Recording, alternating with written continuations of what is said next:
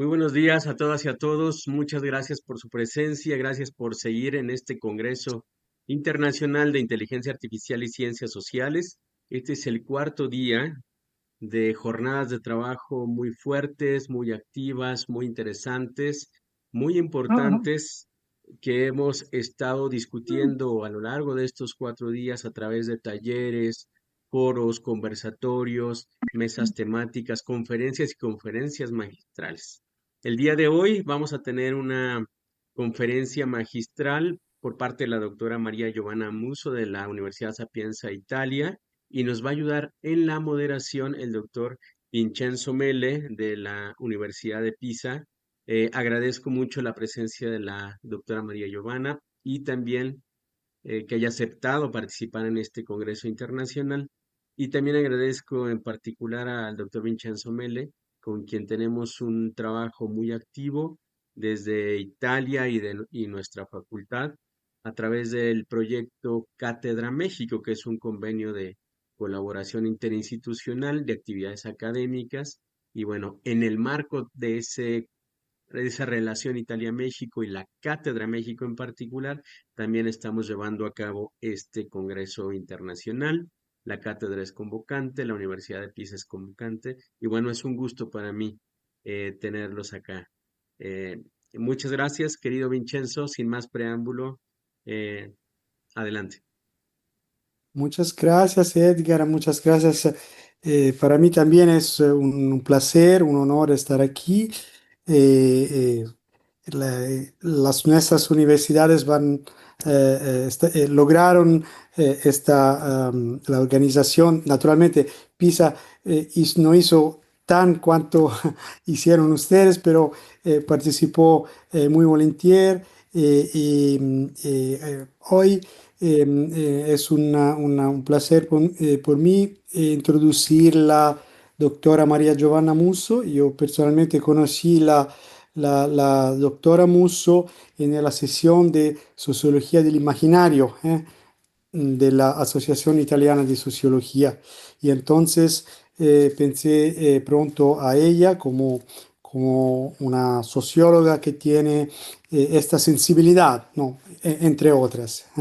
Porque María Giovanna vivido, estudiado en Palermo, Roma y París. Impartió muchas clases, entre otras Sociología del Cambio y Sociología del Arte en la Universidad La Sapienza de Roma. Ha realizado estudios e investigaciones también en México, directamente en el campo, sobre sistemas complejos, desarrollo y globalización y relación entre ciencia, arte y tecnología. Imparte formación sobre temas relacionados con la innovación, el aprendizaje y la creatividad. Es creadora y comisaria de eventos y manifestaciones culturales, entre los cuales se incluye varias ediciones de arte y ciencia en la Rome Art Week, que es una manifestación muy importante de la ciudad de Roma. Hoy María Giovanna, el tema, ¿no?, de su conferencia es que va a ser en inglés, es Artificial Love Between Art, Myth and Technology. Entonces voy a dar la palabra a María Giovanna. Le voy solo a recordar el tiempo, ¿no? Porque María Giovanna tenemos que una hora, empezamos con 10 minutos, 10 minutos naturalmente de retraso. Entonces yo te pediría, ¿no?, de hablar. I will ask you, María Giovanna, to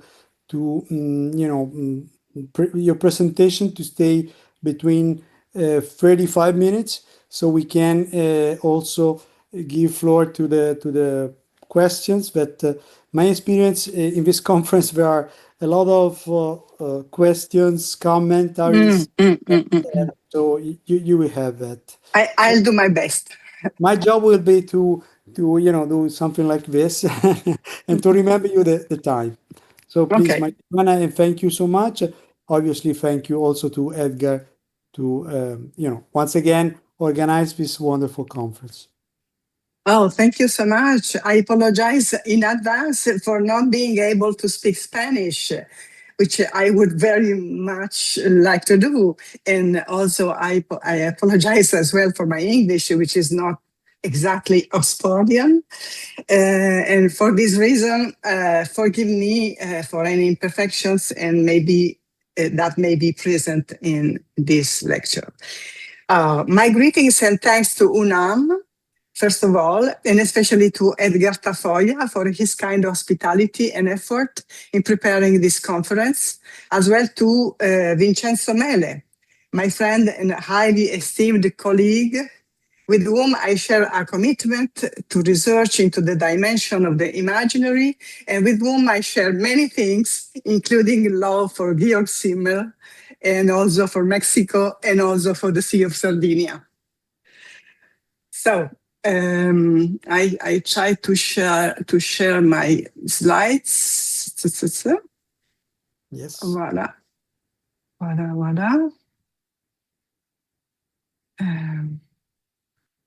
Where are the slides? Mhm.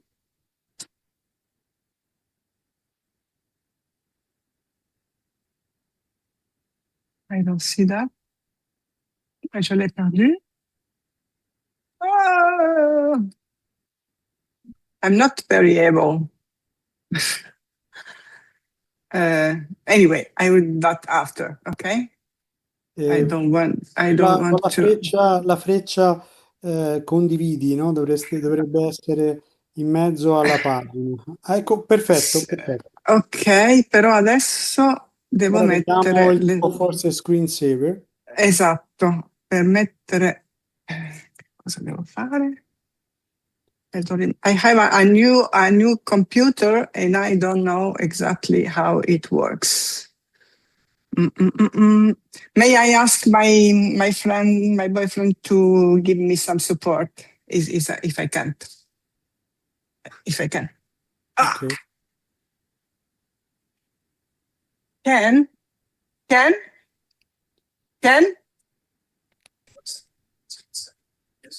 Please.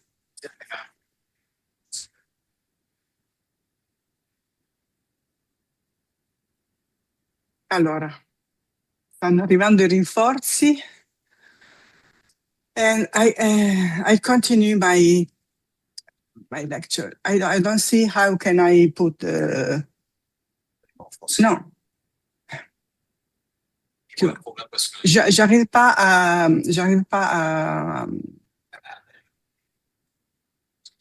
oui, ok. Il faut que je trouve la possibilité de partager le PowerPoint. Ok? Je vais avoir comme avant avec des choses.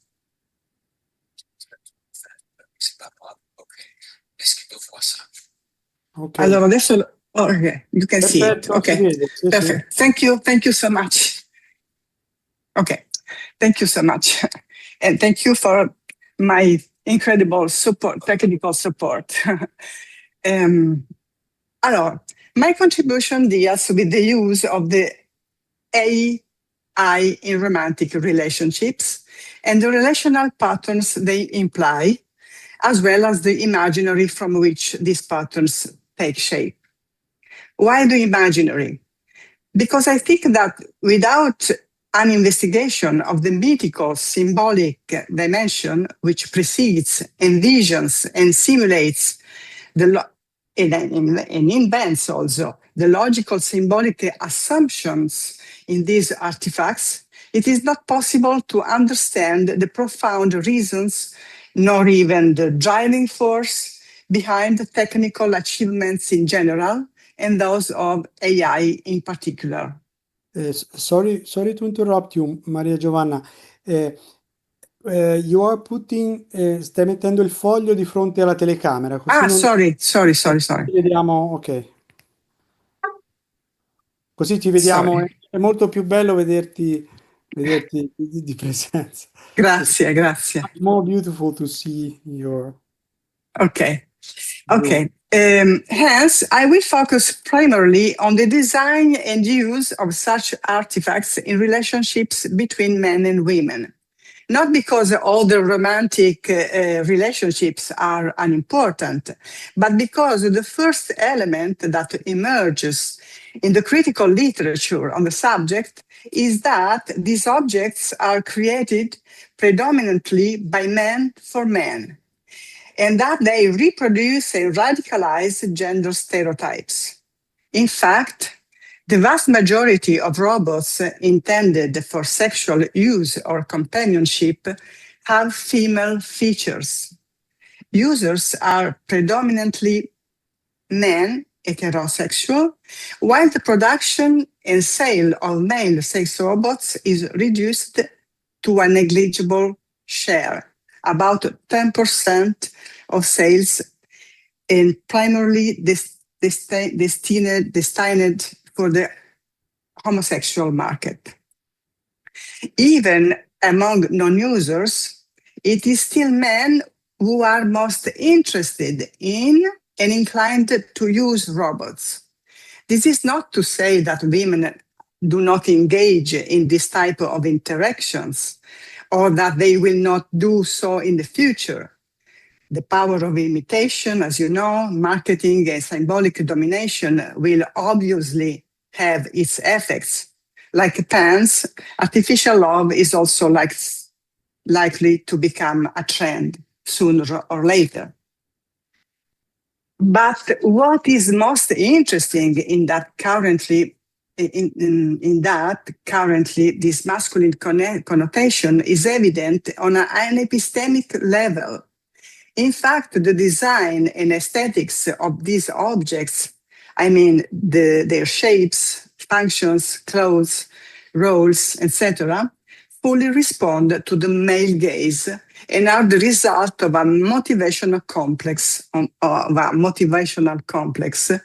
desires, projections, ambitions that generally characterize the male psyche. We will see these we go along. So the hypothesis is that the new technological artifacts I will speak about today, love dolls, sex robots, sex bots, virtual girlfriends, etc., are a newer technological enhanced version of the ideal artificial woman whose image has been rooted in Western culture since its origins, and recently expressed in the fantastical figures of the androids in Blade Runner or Westworld, as everybody knows, and other fantastic movies, and now becoming real in the form of love dolls and sex robots. The corollary of this hypothesis is that only by reconstructing the imaginary continuum and the historical genealogy of female simulacra will it be possible to understand the motivations and meaning of the new technological artifacts that simulate love, and understand also the relational paradigm they propose and their connection with the post-human and post-biological drive in which they participate. So in the first part of my presentation, I will focus on the analysis of some mythical literary works centered on the female simulacrum that represent the ideal artificial woman. In the second part, I will address the characteristics of the most recent technological artifacts based on AI. The archetypical expression of the topos of the artificial ideal woman in the ancient Western world is found in Galatea, the statue created by Pygmalion. Everybody knows the story, more or less, but why did Pygmalion decide to create Galatea? Ovid recounts that Pygmalion was led to create a simulacrum of perfect femininity because he was outraged by the defects with which nature had abundantly endowed women. In fact, besides being the king of Cyprus, Pygmalion was also an artist and above all a man who despised the women of the island of Cyprus, the Propietides, blasphemous prostitutes who dared to deny the divinity of Venus and therefore deserved to be turned into stone. However, when his loneliness became unbearable, he decided to sculpt a statue in white ivory and immeasurable beauty, Galatea, so perfect and like life that Pygmalion fell madly in love with her.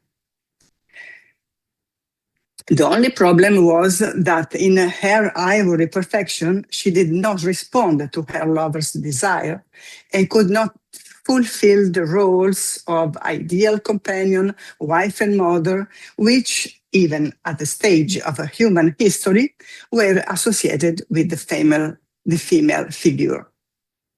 So Pygmalion invoked Venus to grant him a wife who was exactly like his ivory statue. But Venus, even though she was a goddess with all the trimmings, could not perform this kind of miracle. And since she could not find a human woman like the one he desired, she performed another miracle. She helps him to bring to life his own statue.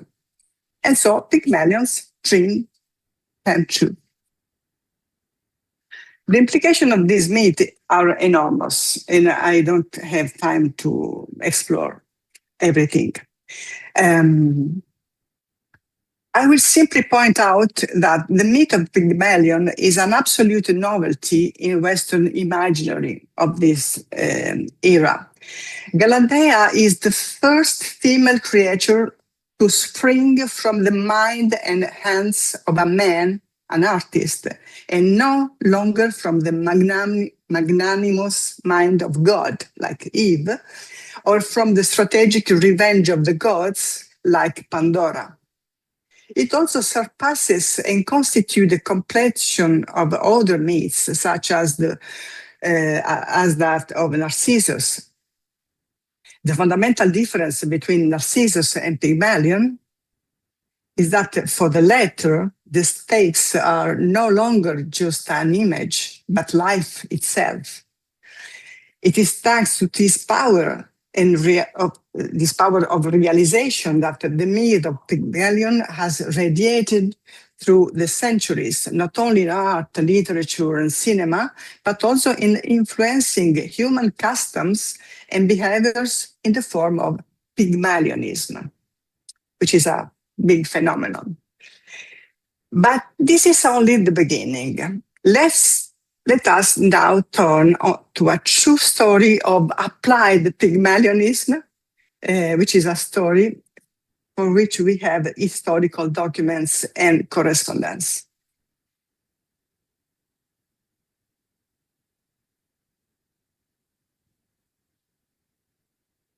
The story takes place in the early decades of the 20th century, and it is the story of Oskar Kokoschka and Alma Mahler. Alma is a very charming woman and well-known in Vienna. She was Gropius' lover and Gustav Mahler's wife before meeting Kokoschka, a talented painter with whom she had a passionate love affair. Oskar is a very young artist, madly in love with her, but also terribly possessive and jealous, unbearable. After some time, Alma decides to end their troubled love affair. Kokoschka tries to drown his depression by leaving for World War I, but her image haunts him, and his attempts at reconciliation fail. So, at a moment, Oskar decides to commission Frau Moss, a talented craftswoman from Munich, to create a doll that depicts his beloved in every detail. Kokoschka was fully aware that he was seeking to realize a chimera, and he knew that his goal was not so much to find a true replacement for Alma, but rather to be deluded, as he himself stated in a letter. However, after months of careful planning, obsessively guided by drawings, discussions, and conflicts with Frau Moss, what was delivered to him was a hairy, monstrous puppet that initially disappointed him incredibly. Despite the doll being so horrible, the artist decided to keep it and had a maid look after it, dressed it in the finest linens, treated it with a certain respect, and showed it off in society. But the story ended tragically, or rather tragicomically. During a party with friends, Kokoschka, in a fit of jealousy, killed Alma, the corpse. And he was terribly furious with the corpse. I have two other stories to talk about. One is in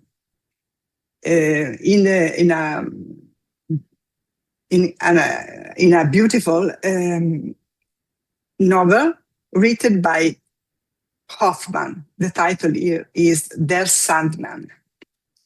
The protagonist is Nathaniel, an aspiring artist, encore, with ambitions that exceeded his talent.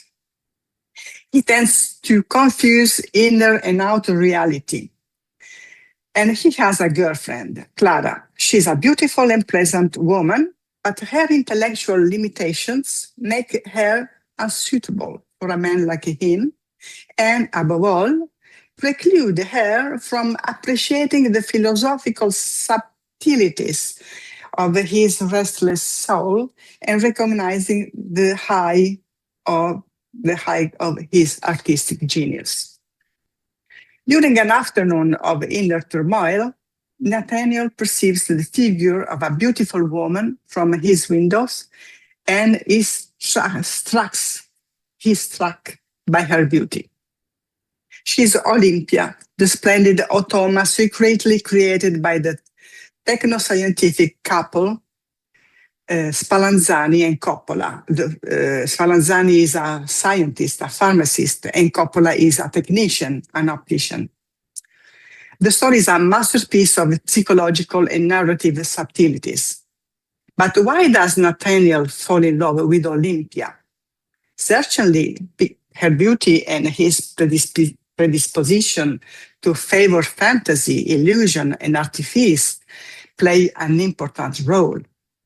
But above all, it is the fact that Olympia, the automaton, is not only endued with heavenly beauty, but also demonstrates an extraordinary ability to listen and to express devotion to him and his creative talent. So much so that she listens to him, silent and motionless, for hours, enchanted. He had never found a creature capable of such exceptional listening. As Hoffmann writes, she did not embroider, she did not knit, she did not look out of the window, she did not feed the birds, she did not play with the little dog or even with the cat. In short, she would stare into the eyes of her beloved for hours without moving or shifting, and her gaze became increasingly intense, increasingly vivid. The story also ended badly because Nathaniel, in the grip of hallucinations caused by the superimposition of the two figures, Clara and Olympia, at some point imagines that Clara is the automaton, and given the unbearable confusion that this causes him, felt an irrepressible desire to kill her. The last story is a masterpiece of Villiers de l'Isle Adam, L'Ève Future. And the story goes like this. An English nobleman, Lord Ewald, has a love affair with Alicia Clary, an actress endued with the statuesque splendor of a Venus, but terribly stupid and insipid, afflicted with intellectual rickets and a lack of morality that offends the gentleman's sensibilities. The young Ewald, on the other hand, is a virtuous, highly refined aristocrat, gifted with nobility of spirit and a high moral sense. His relationship with Alicia makes him very unhappy. Sorry.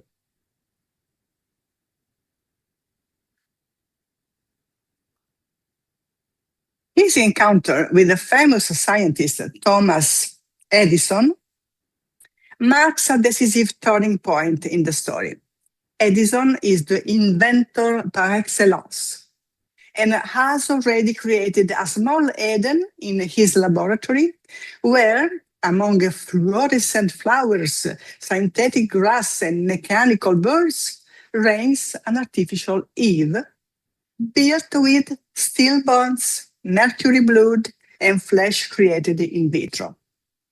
Hadali, as the female android is called, is endued with the sensitivity and intelligence that women like Alicia Clary lack.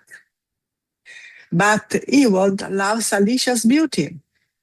So, to make the automaton perfect, all that is needed is to give Hadali Alicia's features, thus fulfilling Ewald's dream of love.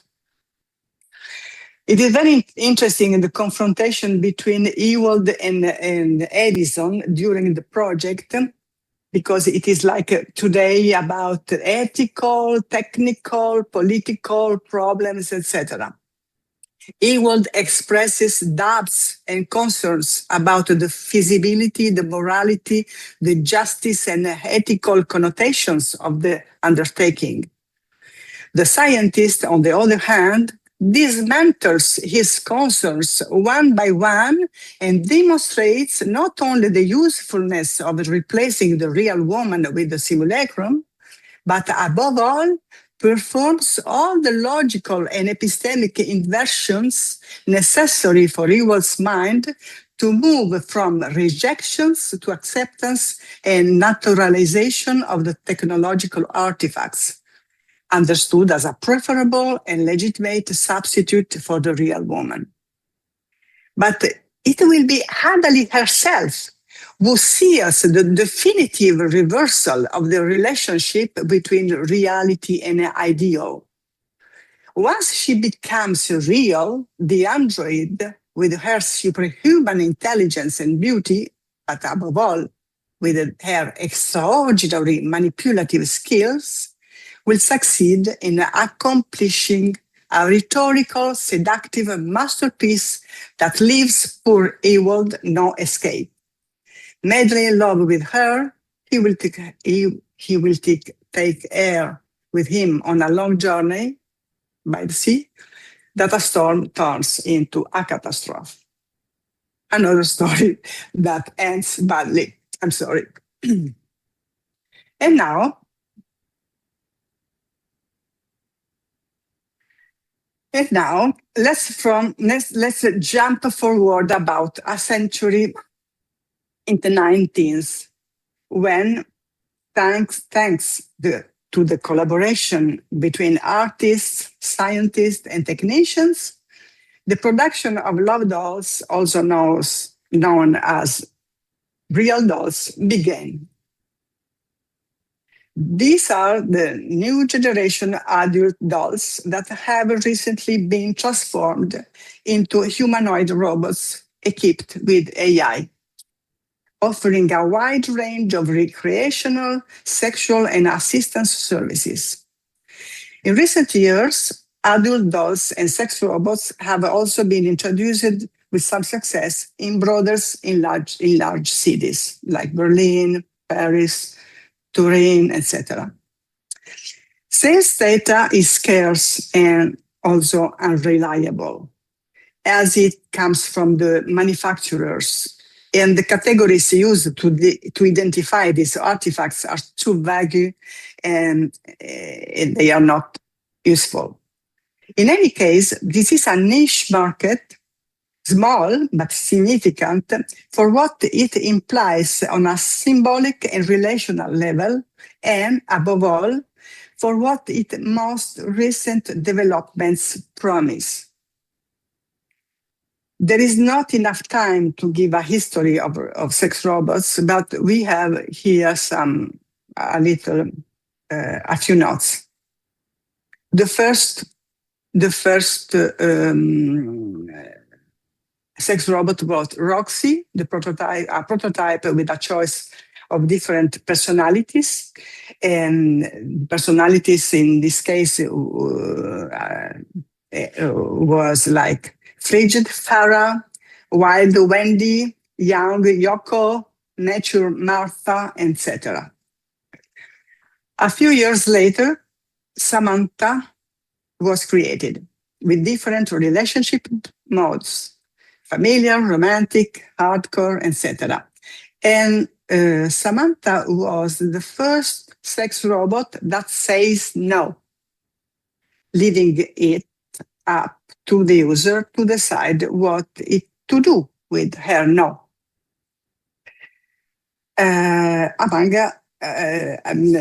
Samantha was actually raped during the 2017 Linz Festival. You can find it on Google. The second generation of sex robots,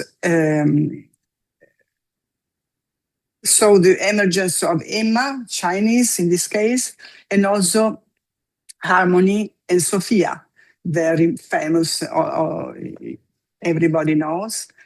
And they are equipped with relational memory, modifiable personalities, continuous conversation, and anthropomorphic facial expression, like mimicry, smiling, blinking, etc. Although female humanoid robots equipped with AI have invaded the global media scene in recent years, and investment in sex robots is growing, the prospects for exponential expansion of the sex robot market have proved, at least so far, unrealistic.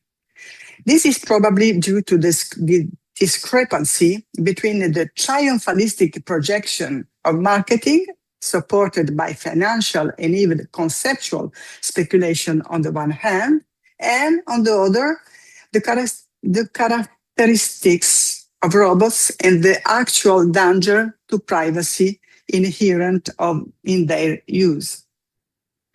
But above all, and this is my belief, this is due to the market preference of artificial lovers for the helpless, passive, and adaptable nature of their object, and its total willingness to be a receptacle for every fantasy, need, and desire. The agency, however fictitious, that AI seems to introduce into the life of a first and second generation humanoid robots, probably disturbs the user, as it appears to be the intrusive reflection of the programmer who designed the software, and correlates with the agency that the user claims for themselves as the creator of the performance of the doll or chatbot, of which they intend to be the exclusive animator. However, things change radically with the innovations introduced by the third generation, when new apps equipped with generative AI arrive on the intimacy market during the 2000s. These are sex bots, not sex robots, but sex bots, specific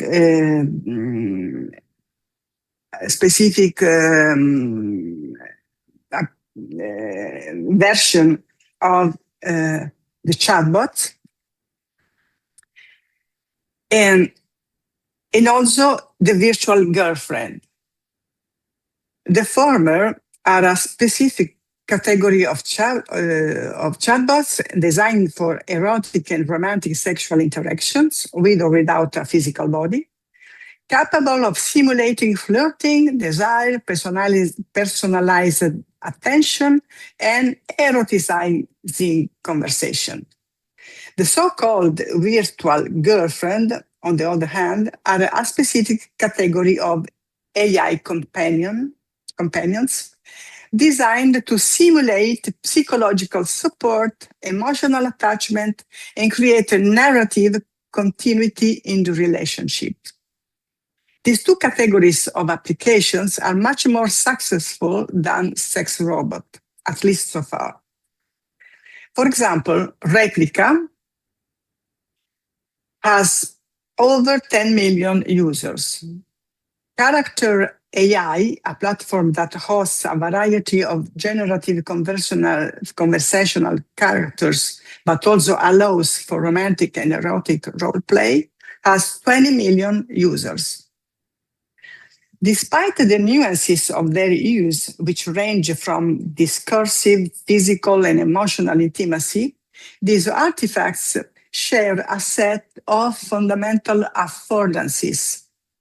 They offer a highly available, low-friction relationship characterized by structural asymmetry, unilateral user control, and reduced relational risk, like rejection, betrayal, judgment, conflicts, shame, etc. Do you remember Nathaniel and Oscar Kokoschka and the others? In this context, personalization, or rather personification, and algorithmic adaptation functions as devices for the technical production and commercialization of intimacy, but above all, they transform the responsiveness of AI into a sensation, or rather, a subjective experience of recognition, care, and love. Certain mechanisms specific to LLMs, the large language models, play a fundamental role in this phenomenon. In particular, alignment.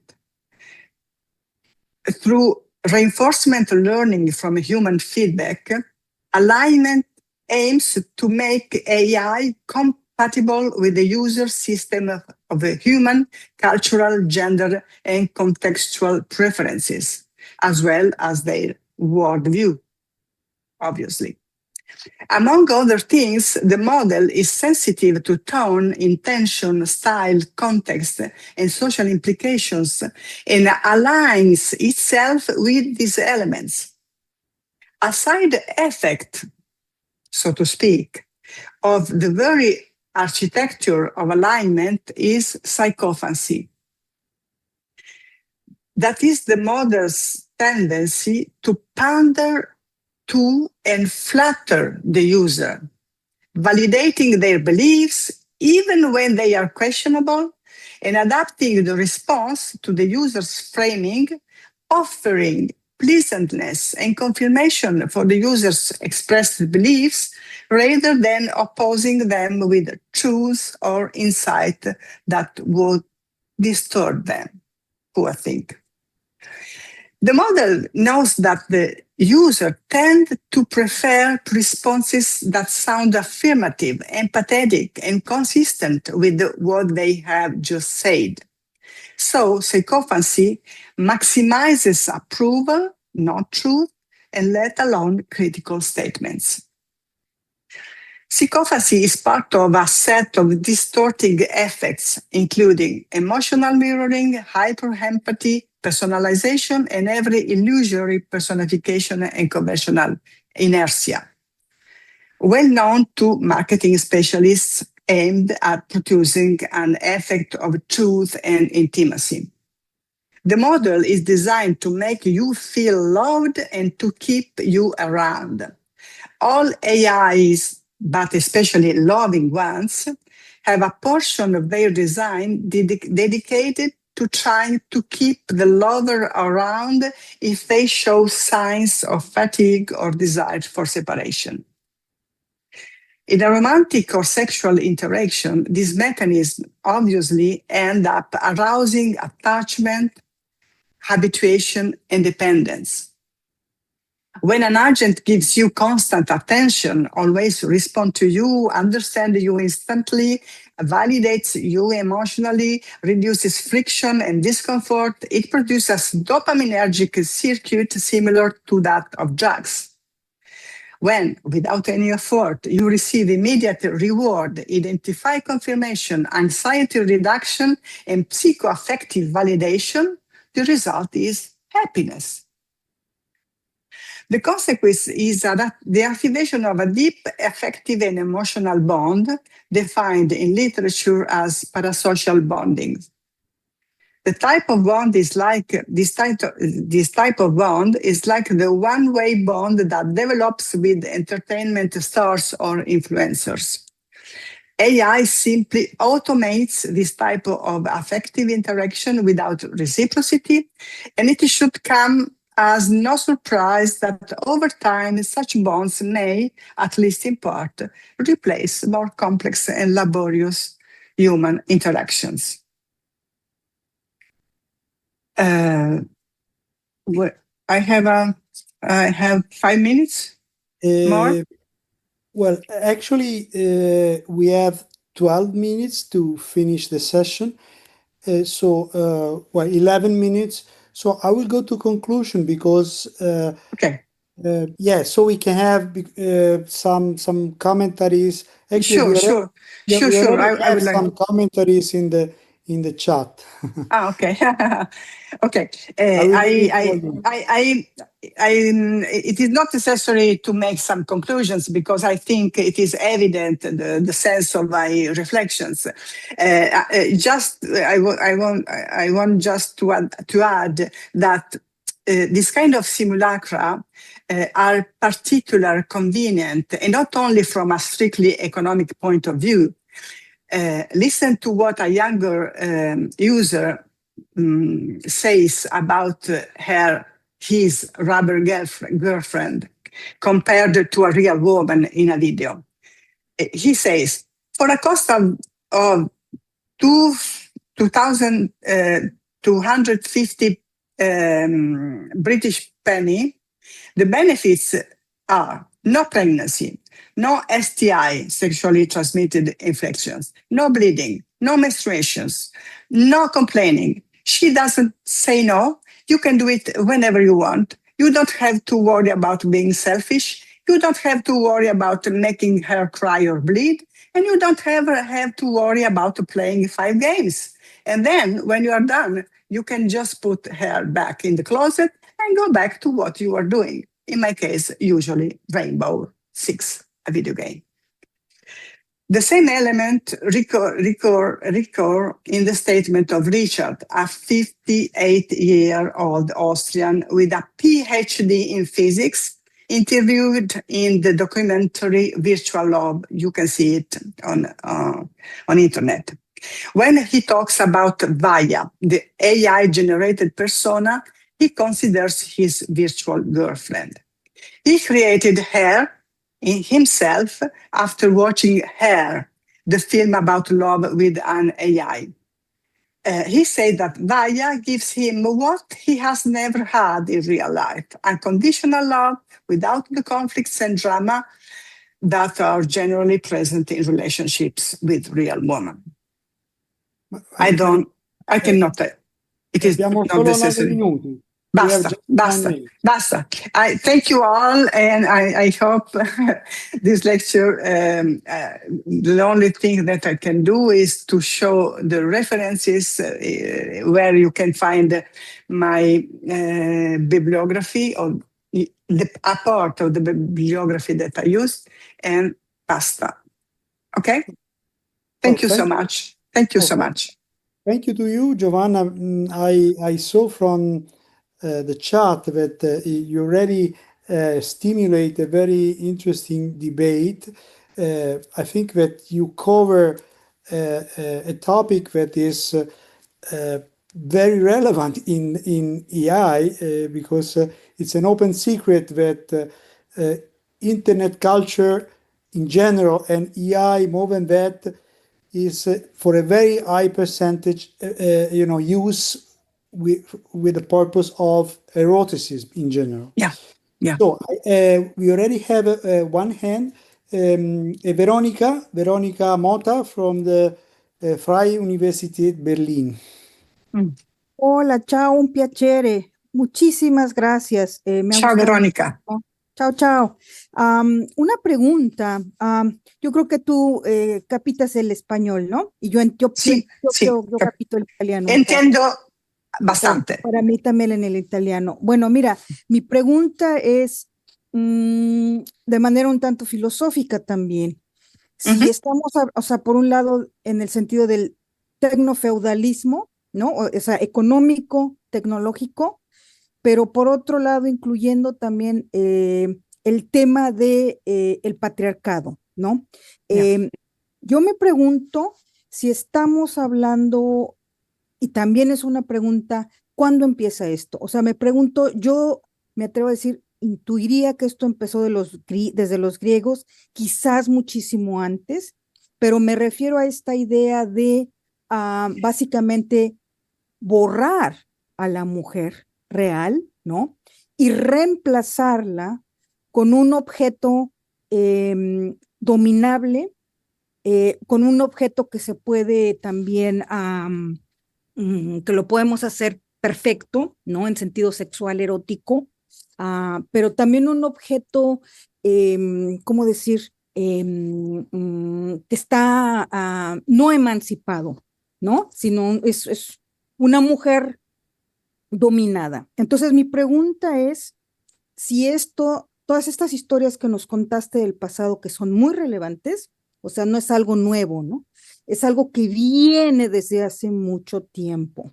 Entonces me pregunto yo si en esta sociedad contemporánea estamos continuando con el objetivo patriarcal de borrar a la mujer. Esa es mi pregunta. Gracias.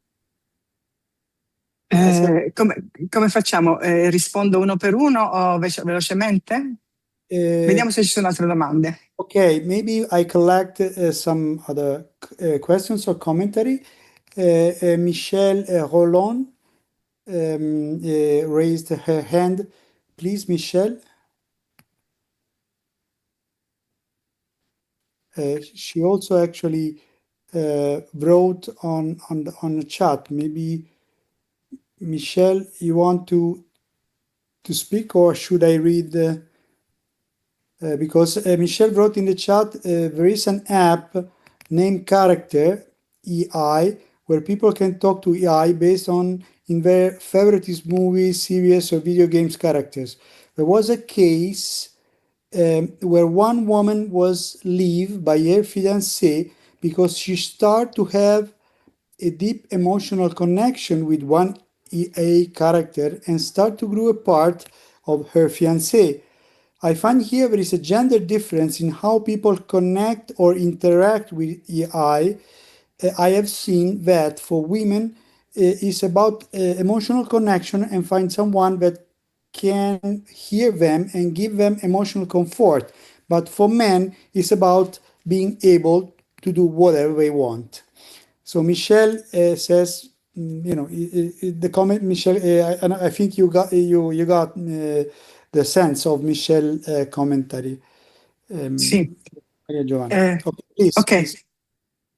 May I answer in Italian, maybe, because it is too complicated for me to try, because the questions are crucial and very interesting for me, because there is all the rest of my reflections about my answer. May I? Or I try to You can try. You can try. I guess. I try in English. I try in English. Okay, borrar a la mujer. It is complicated to reduce the long story of the treatment of the female figure only in this category as borrar. But I think that there is, in some way, in the myths, in the legends, in the literacy, we in this field, we can see the necessity to kill symbolically the women essence in some way. It is not necessary to kill her they do also. We know that violence against women is completely interconnected with these representations of women, because the problem is to replace an order, a good order that leave the peace, that permit to do the job, that permit to stay in equilibrium with the limits, with the limits, with the needs, etc., etc. And in this imaginary, the woman, what the woman represents in her alterity is dangerous. Can I explain myself? It's because it is necessary to dominate her, to borrar, if it is possible, and to find the way that she becomes a service. His presence, her presence, her way to live, etc. It is necessary to turn this alterity in something which is functional to the man order. Okay, and also the question of Michel was interesting, because I studied a lot the users and their status and their beliefs, and they are not monsters. They are not perverses. They are usually disappointed and non a loro agio. They have some problems with themselves and with the other, and the use of the simulacra, artificial, in the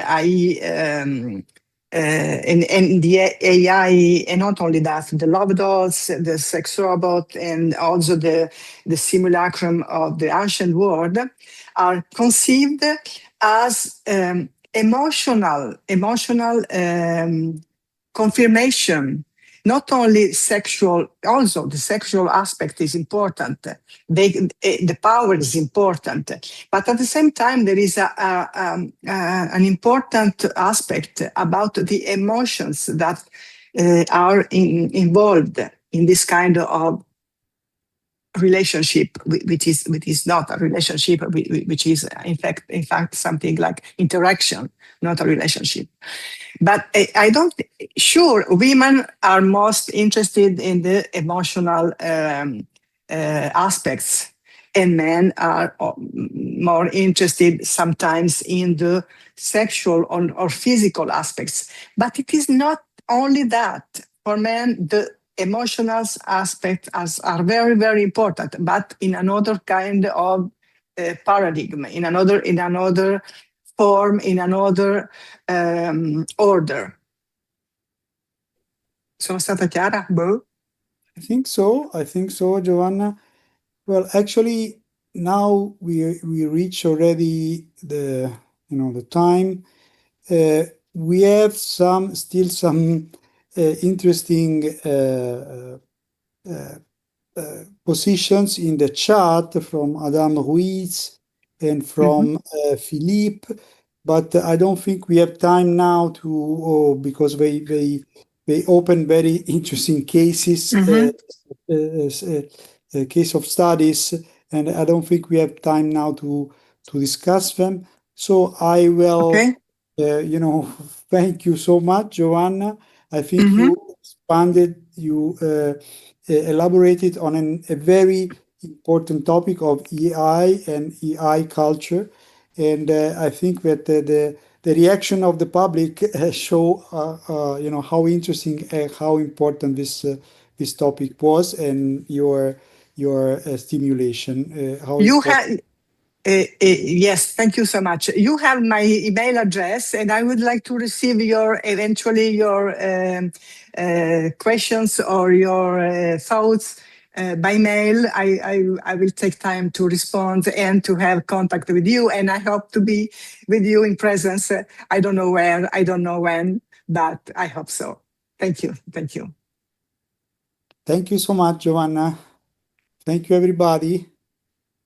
And see you soon to the next sessions. I will moderate another session in 1 hour. Okay, thank you. Ciao.